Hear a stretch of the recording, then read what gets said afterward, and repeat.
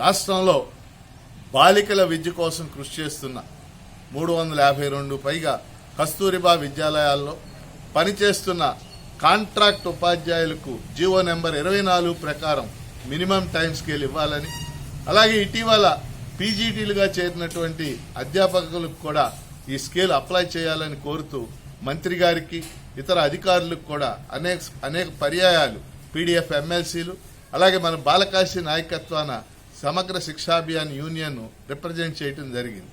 ఫలితంగా ఈరోజు ఎస్పీడీ గారు ఒక ఫైల్ను తయారు చేసి ప్రిన్సిపల్ కార్యదర్శి గారికి ఈ మినిమం టైం స్కేల్ ఇవ్వాలని పంపడం జరిగింది. అందువల్ల ప్రిన్సిపల్ కార్యదర్శి గారు, తర్వాత ఫైనాన్స్ డిపార్ట్మెంటు, తర్వాత ముఖ్యమంత్రి గారు దీన్ని ఆమోదించాల్సి ఉంది.